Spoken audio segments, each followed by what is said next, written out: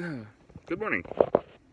I guess my dad must have got up last night throughout the night when it started raining, of course, and tarped the truck, so that's good. That's all tarped, as you can see by all these guys.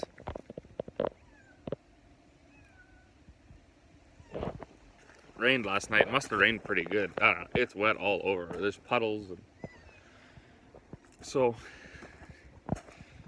that's the never-ending complaint about the weather here. Nobody can predict it at all, even though they tell you that they can. So it's always best just to leave everything tarped and everything covered, and which might sound like just a given to people, but it takes it probably takes you an hour and a half at night by the time you get back up and you pick up the swing and empty the grain out of it and tarp all the trucks and climb up and shut all the lids to the bin roofs and lift all the augers out. So it's quite a bit. So we, if it's not going to rain, there's no point in going through all those motions. So last night I didn't, my hammer mill, my roller mill, I left the covers off all of that. Combines, we left them outside. All the trucks were on tarp. Subaru was on tarp. Swing is still in the auger up, the swing auger is still in the bin roof up there. Those bin roofs have pretty big holes at the top of them for the auger to go in. We never covered up the swing. Sample buckets are out, so when it rains like that, I mean, you can imagine, right? If you had a sample bucket full of dry grain and then it just rained for 2 hours and all the rain went in the bucket, well, that's pretty much useless now. It is frustrating, and when they tell you there's 0% chance of rain and you get half an inch, you just got to shake your head, right? But anyways, I'm going to get the dryer fired up here and then go for a coffee.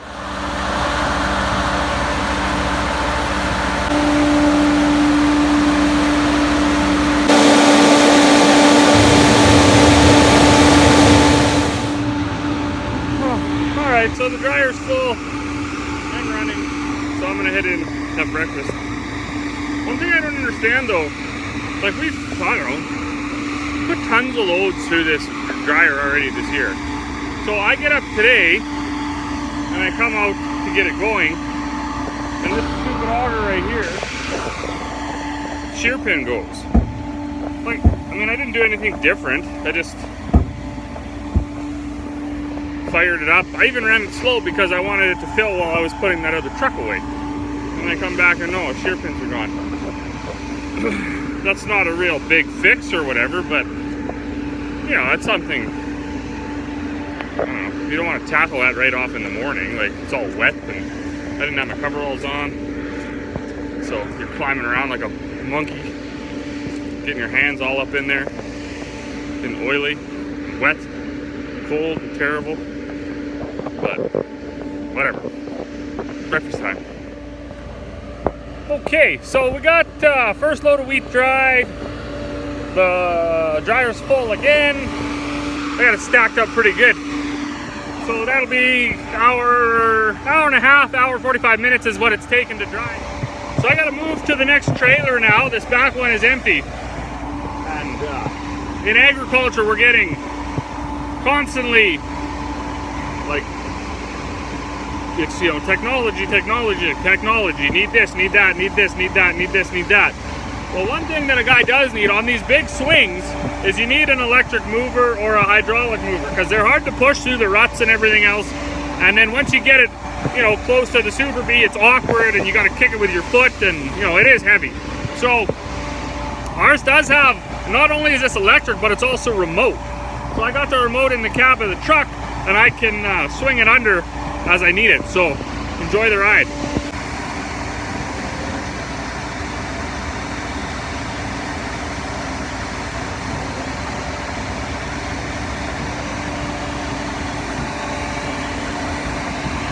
Anyways, pretty cool. Here's the remote. So it is handy. So in through this little hole here, I mounted the thermostat to the side, and I got my wires going in there. I'll have to put a little cover over that. And over on the other side, I'm going to put this light, this tiny little light bulb. I'm going to mount it down in here, like so. And then in theory, because I'm not an electrician, but this stuff isn't really overly complicated. When if I hook this up right, it will, when the water turns on, this little light will turn on.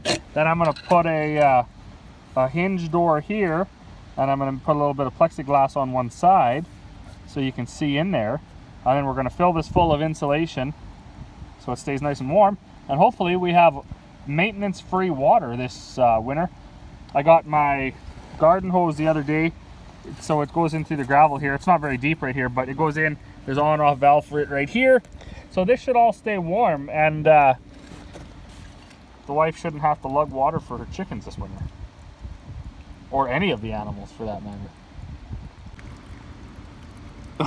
That's definitely a first for me. This obviously ain't no snap-on screwdriver. I was trying to undo this rusted up Robertson head screw. That's what this was. There's Robertson screws that held this piece on, and the end of this screwdriver just shattered. So it was stuck in there. This is the end of the Robertson screwdriver. Stuck in there. Yeah, so either I'm just way too strong for these screwdrivers, or these screwdrivers are absolute junk. I'm going with they're probably junk, but so now I'm gonna have to go get a drill that out. All right, so as always, when I finish up these little trivial projects, I usually get pretty excited because right now I'm gonna be at the testing phase. I just got it plugged in, so when I turn the dial on that thermostat, as soon as it kicks in, this light should turn on and that coil should get hot. Okay, so there's the light. There's the thermostat, so I'm going to turn that up slow and see if this light turns on.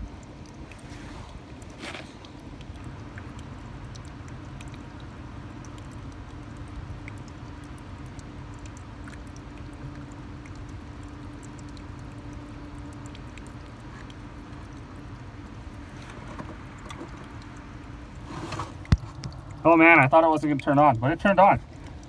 It turned on right there. So if I turn this back, it should turn off.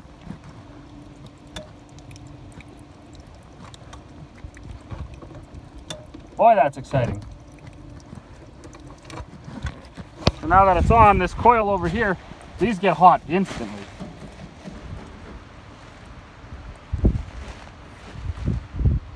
Oh yeah.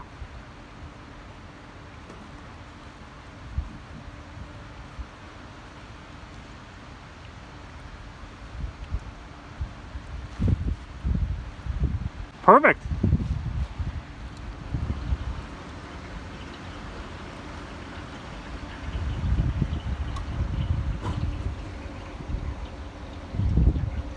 So it's not a very bright light, but certainly in the dark we'll be able to see it from the road driving by.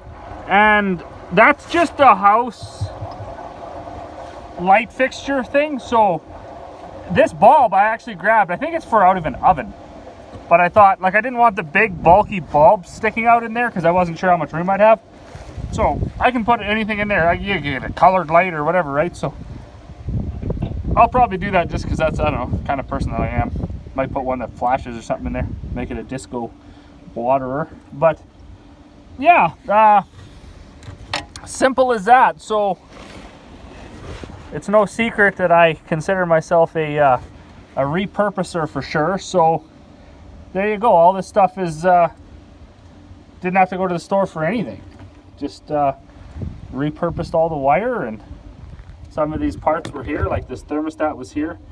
This piece of tape on there, probably not up to code, but those points are live underneath of them. So if you brush that with the old fingies, you're going to get a shock.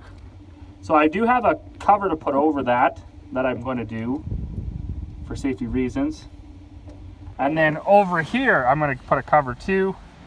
The one that was on here rusted out so bad. What it had was like thermostat and all that fuse and everything was already in here. But I'm not going to get, I mean, that was unnecessary because I got a different setup going. I'm going to just put probably just a piece of plywood.